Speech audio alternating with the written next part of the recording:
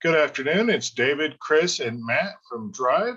Welcome, everybody. And today's topic, we're going to talk about finances and things that you may or may not be thinking about as the new year's rolled around, and how do you handle things on your finances. So this is a big topic. We could probably talk for multiple days, multiple hours on this one topic because it's such a big thing. Yep. But what we want to start off with is, have you got your finances in order? Have you actually sat down and planned out your financial goals for the company? One, have you got your accounting system set up where everything's logged right and ready to start the new year off and track everything?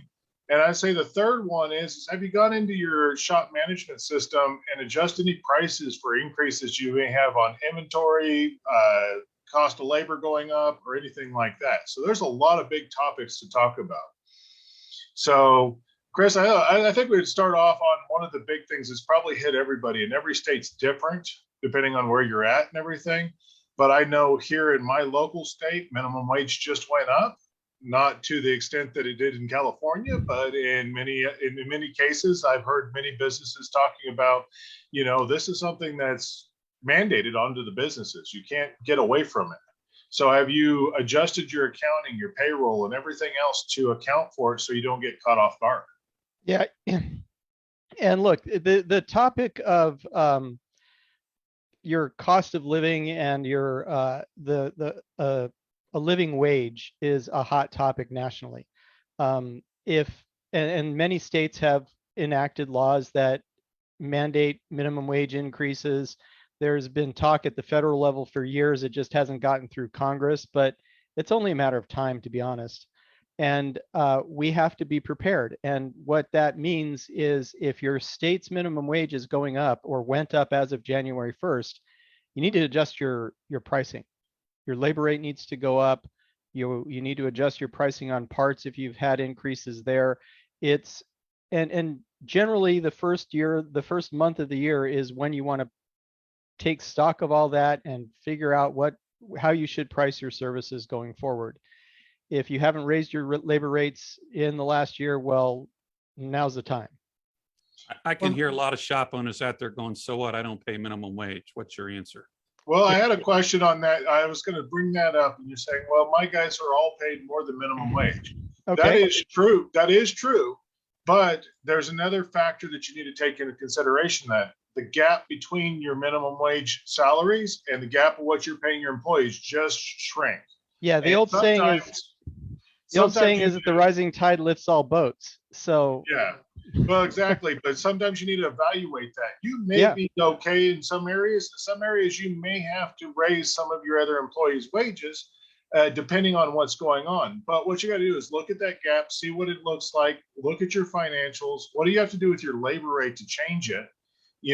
Where is a shop setting? Because in this day right now, what I will say is you don't want to lose a good employee over something as simple as this. Yeah, and that's the other concern is are you set up financially to pay a competitive wage to your employees, competitive benefits, because you don't want to lose good people. And sometimes it's not going to take much to if you don't respond to the fact that minimum wage or other things are going on in your environment, you could lose somebody because they're just no longer happy. Yeah, let's talk wage and hour for a second. So one thing that everybody forgets is all your wage and hour laws, both federally and locally, are based on minimum wage. For example, in California, minimum wage $15 an hour. Guy brings his own tools, you got to pay a minimum of 30. That's two right. times minimum wage. And a lot of your wage and hour laws, even for piecework, which is flat rate, have an overtime rule, which also is impacted by minimum wage. All this stuff is going to impact you guys. So it's not just simple as, well, none of my people make minimum wage. And to Dave's point, when people are paying $7 an hour, I could hire an apprentice for 12 and he'd want to work on cars. Minimum wage is $15 an hour. You're not going to get anybody for $15 an hour to work on cars and buy tools. The gap's gone. Nope. Now you're talking $22, $25 an hour. That's right. Yeah, there's a big point on that, but there's also another big part when it comes to financials, and it's tied to financials and everything. And since we're on this topic, I think it's big because I seen a national press coverage on something, and this happens to be it was with an auto shop, but the shop owner didn't send the last paycheck out, got forced by the labor board to pay the last paycheck and did it in pennies in the guy's driveway. And now he's getting a whole labor review of his business done. And why this ties into your financials is the record keeping. And as Matt said, if your state requires you to pay overtime, regardless if it's flat rate or how you pay, you better make sure you're set up on that, and all the lunch breaks and everything else that applies to your labor laws that ties to your financials. Because if you get one of those audits, it's not a fun thing to go through. And then on top of that, they're going to look at your record keeping. And this is part of your financials, is keeping good records. That's right. And that's also your chart of accounts. It's being able to, and let's be honest. If you don't have your financial software set up so that you can actually produce good, readable, understandable financial reports, you're trying to navigate in a fog. It's as simple as that. And there's a lot to financial accounts. So there's many ways to set them up, and I know even at Drive, we have just a class on that, understanding your financial reports. And then there's a finance class that goes along with it that helps you do all this. Those are two good classes to learn more, because I know we'd like to give you all the knowledge we can on Facebook Live, but it's a half-hour segment. And these are multi-day, multi-hour classes workshops that you can work on. Right. But back to the chart of accounts there, Chris, there's a lot of ways to set it up, and there's a right way and there's a wrong way. And if you set your chart of accounts up right, you can see every area of your business, how it's performing, break it down into percentages, see if you're actually on target, off target. And a lot of times your accountant will merge a lot of these things, and it doesn't become a management tool anymore. It becomes just a report you get from your accountant at the end of the month, and it either has a positive or negative value on the bottom line. And depending on what you're trying to accomplish for tax purposes, that could be good, could be bad. But how many people are actually using their P&Ls as a management tool and set it up as a management tool? It's different from what the view your banker's going to look at. It's different than your accountant's going to look at for tax purpose, but there is a way to set it up to make it a management tool. That's exactly right. And second, if I could, I got a recommendation for everybody out there. You need to talk to two people right away. You need to talk to one, your accountant, because tax laws changed. For example, you used to be able to sell $20,000 online, not reported, as long as you had less than 200 transactions. That's now a maximum of 600. Anyone you're selling for, like eBay and all that, over $600, you now get a 1099K. You have to report it, no transactions. There's other tax laws. I noticed my paycheck, all of a sudden the taxes went up first of the year. So I highly recommend you talk to your accountant. You also need to talk to a coach. You need to talk to your financial coach. If you're a driving client, you need to get together with your coach and say, okay, I've got more taxes to pay. I may have to pay more in payroll. How do I keep track of this? How do I build my new plan? Because you need a new financial plan this year. You cannot use last year's, because at 7% inflation, if you have the same sales, you're going to make a lot less money. And let's talk about reserves, because inflation is a tax on reserves. It's a tax on savings, because it makes your savings buy less in buying power. So we may even have to look at increasing our reserves to survive. So you guys want to comment on that? Yeah, absolutely. In an inflationary period, it's important to always reassess your reserves.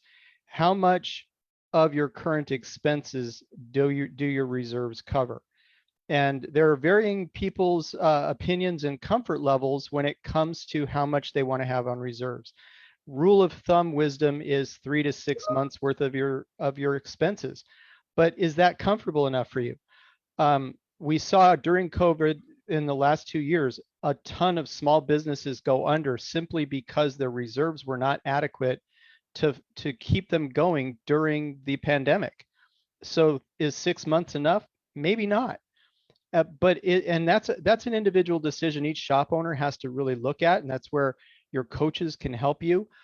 But as your costs go up, then that dollar amount that you have in reserves covers less time. So you got to reevaluate that. What are my expenses now? How many months worth of expenses do I want to have sitting in my reserves?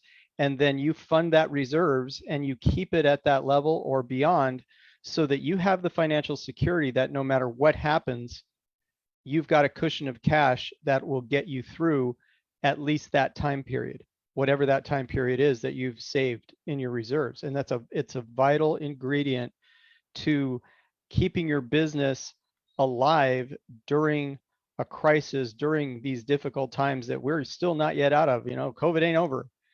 This is a 2-year crisis we're going through right now. Well, And Chris, it's something that you another- have to take into account. just another point on the reserves and everything. A lot of shops raise their labor rate at the beginning of the year. Mhm. And yes, you raise it to cover your costs, but did you actually put a raise in for your reserve account? And why I want to bring this up is for a shop that isn't setting aside a set dollar amount every week for reserves, the easiest way to start that is raise your labor rate and put that extra dollars, whatever you raised it, into your reserve account every week for every hour that you build in your shop. That's a good way to get started on it. It doesn't strap you or anything else to pay all your other bills. You've already made that increase to save in your reserves.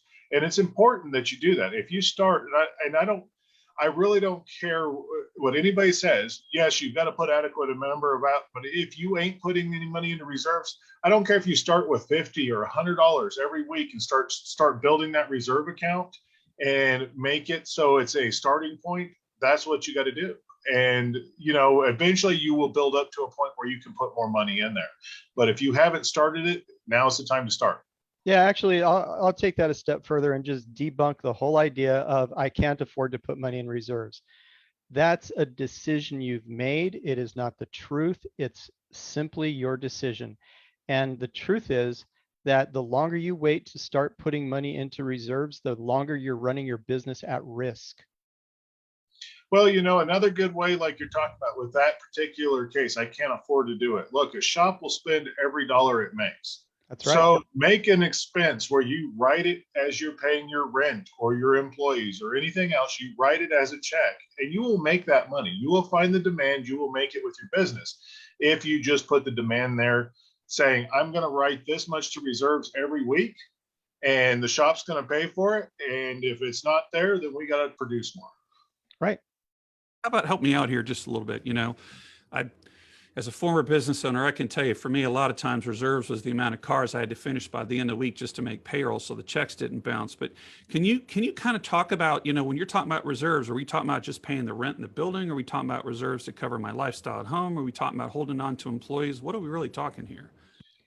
I'll answer this as a combination of everything. This, when we talk about your financial planning, is you sit down and you figure out what does it take to pay all my bills, my payroll, everything at the shop.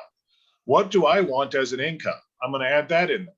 What do I want to put into my retirement? Well, I'm going to add that in there. What am I going to do? Oh, I need to replace some equipment or upgrade the building at the shop. I'm going to put that number in there.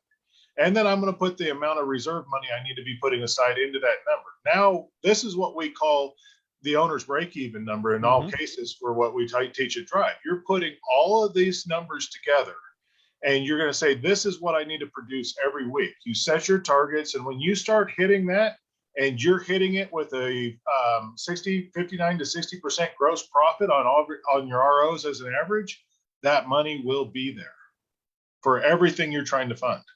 Absolutely. And the reason this is so important is no matter what happens, as you go down the line, if you get into any kind of financial difficulty, any kind of, let's say there's a fire in the shop. Let's say there's a hurricane, a flood, an earthquake. What haven't I covered? Financial downturn, all of those things we've experienced in the last 20 years. Every one of them. Nationally, we've had these things. Loss of key employee. Those things can damage your ability to make money. And having that cushion of reserves means that those bills, everything that David just listed, can still be covered out of the cash you have in reserves.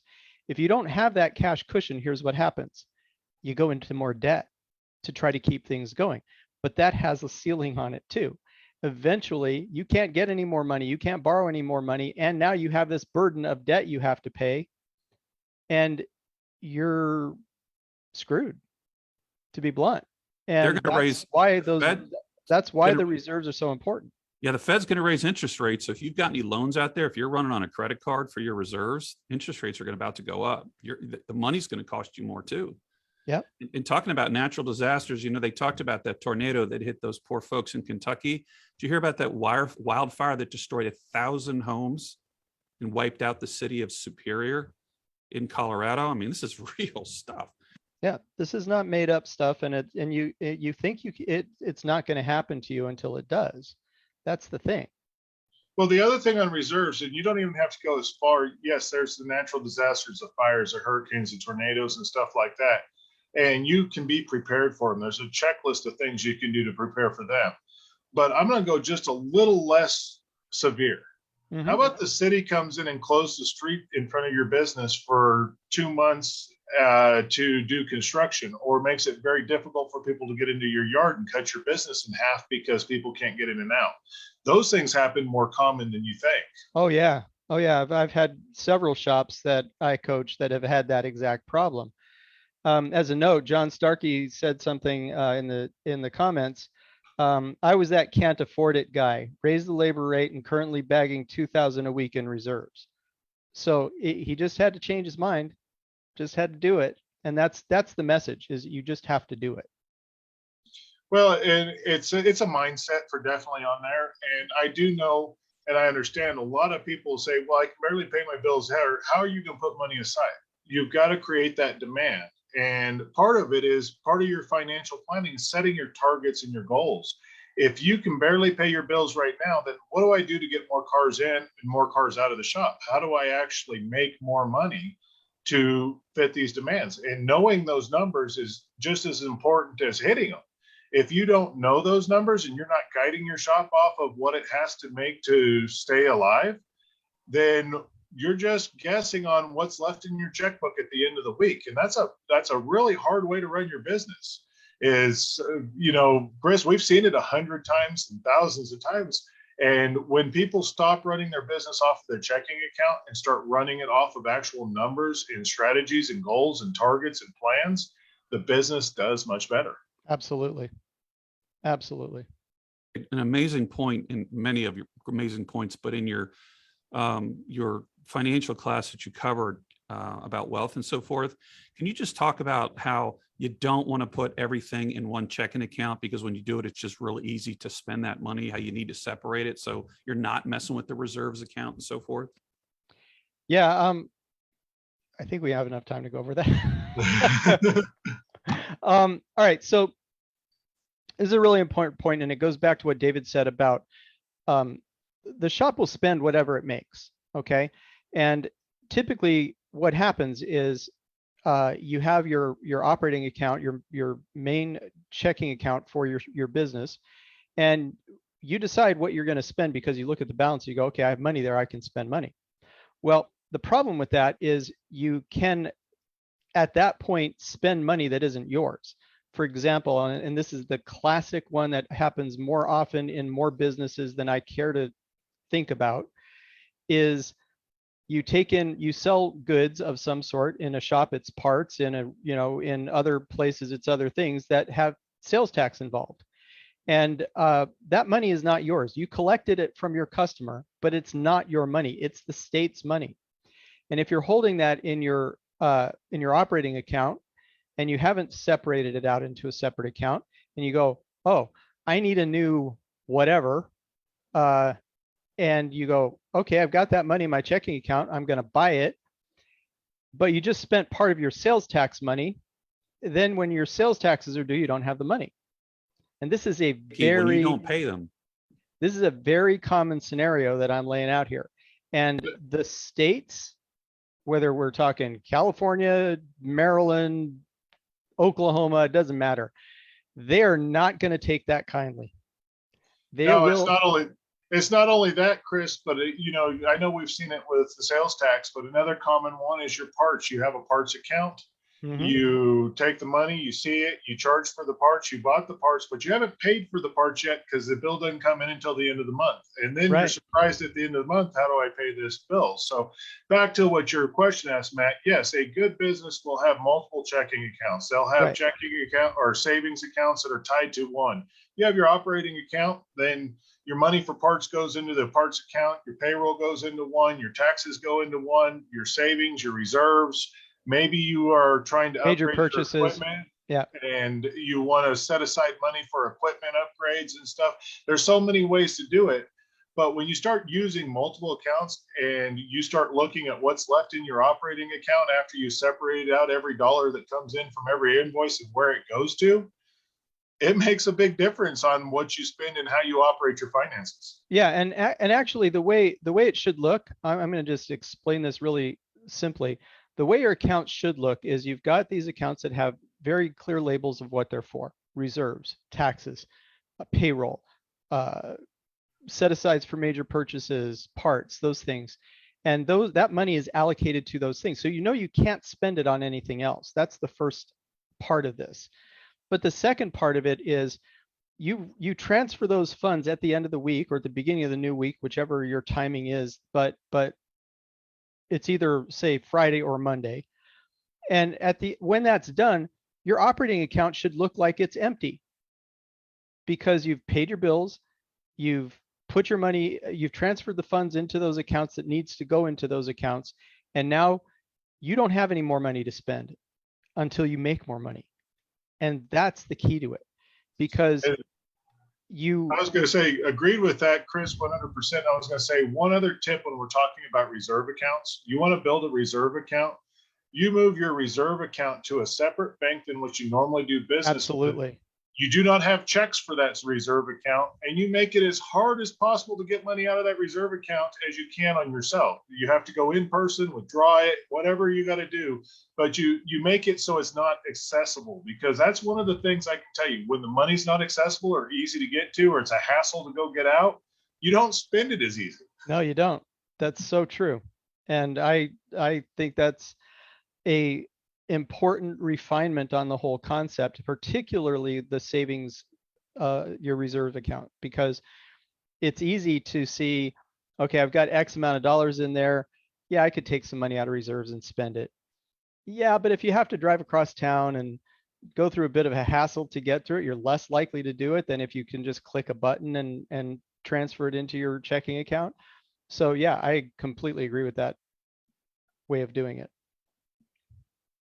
Yeah. So yeah, there's just so many things that go with your finances, but the big thing is getting them organized and understanding where every dollar that's coming in, where it's spent, where it's going. And in some cases, learning proper ways to manage those to increase where you can retain more of it. And there's a lot to it. There's financials courses, there's consulting that we do here at Drive. There's just so much that we help our clients with on those facts, because the truth of the matter is like I said, you'll spend every dollar you make. It's just, how do you want to spend it? And if you're spending it smartly, you're putting it into reserves, retirement, building up excessive wealth. And that brings me to this, Chris, because I know you taught this class. We have a wealth building class. When you're actually making money and putting all this money into reserves, this class really goes into, now how do you put that money to work where it's still available to you, but how do you put it to work where it's making more money? Right. And the truth of the matter is that we've had clients who, they've been in the business for a long time, but they've never really made a lot of money until they start working with us. Then they start having money, and the question becomes, okay, now what do I do with it? How do I keep it? How do I grow it? And that's what the Fundamentals of Wealth class is all about. It's how do you take the money you're now making in your shop, because you're running your shop better, you're managing your finances for your shop better. Now, how does that translate to your personal finances and your personal financial goals? And we go over that in that class, and there's a lot of great little tips about different aspects of managing your personal finances. But I'll tell you one, the most important one is that cash flow is king. Yes. Well, and another topic on this, Chris, and I know there's probably somebody sitting out there listening to me and says, I don't want to make more money because I'm going to have to pay more taxes. And we've heard this so many times, but I want to debunk this right now. Make all the money you can, pay your taxes on it, because what's left, guess whose money that is? That's yours. That's yours. And you know what? Make so much money that you have to write $1 million tax check. Just yes. If you're Do paying it. if you're paying taxes at the end of the year, you're doing something right. That's right. You know, look, taxes are not going to go away because we don't like them. Elon just paid the largest tax bill in US history. I think it was $15 billion. So whatever you're paying is not quite that bad. Yeah, exactly. So, But at the same time, I'm sure he wasn't complaining too much because he had to make a lot of money to make a $15 billion tax check. So that's what I'm saying. With It's a billion once with you a pay the B. taxes, the rest of it is yours. It's That's yours right. to do Now, what you he's want with. now the richest guy on the planet, and he wants to leave. Go figure. But who knows? It's all good. yeah, so that's the way you got to look at finance and taxes, is just make so much money that, okay, if you got to write a check, you got to write a check, but you still have more in your account than you're writing to the IRS. That's just the I think reality. I know we got to go. One of the things I would suggest you talk to your coach about is improving your image. If you're going to raise your prices and you need to in an inflationary period, you've got to add more value. And there's a lot of things you can do on your website, on your Google page, photos you upload, just how you answer the phone. Maybe you tidy up the shop a little bit. Maybe people wear their uniforms properly. Little things you can do to add value will make it a lot easier as you raise your prices for your customers to say, that's okay, you're worth it. Yep. Very good point. Very good point. So we are coming up toward the end of our show here. Now, Matt, I do know you are doing a webinar next week on exit strategies. Do you want to talk about that for just a second?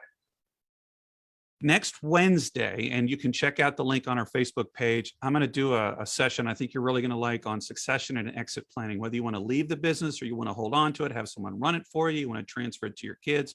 You got to know the plan. You know, you got to say, okay, am I taking money out of the business to fund my retirement? Am I going to have money outside the business to do it? One thing's for sure, selling your shop is a financial disaster. And I'll show you why. You need to think about that. There's very few times when selling your shop will fund your retirement, virtually none. And one of the things I'm also going to do is, if you can decide how much money you want to make, how much you want to put in reserves, how much you want to put aside for retirement, how much you want to put aside to hire new people to run it so you can be absentee, you give me a labor rate and I'll show you a few metrics. I can tell you exactly how many cars, how many bays, how many techs you need to run that model starting now to get where you want to go. So be sure to tune in. It's going to be rocking. Okay, great. So we are coming up on our time over here, but just a quick mention over here, you know, take a look. This is the time you're looking at your goals, your financials, you're starting your planning and everything else. If you ain't halfway into the middle of that already, you're behind schedule. So let's get started on that. And then, you know what, next week we are going to have Sean Goldwith of Bunting's Auto Body with us. And so we'll be talking about stuff he's done with his collision shop to make it successful. So please tune in for that. And with that being said, you know, everybody have a wonderful Friday, a great weekend. And we look forward to being here to help you and do everything we can next week and the following weeks after that. And let's get our financials in store and make 2022 the best year yet. All right. Have a good one, everybody.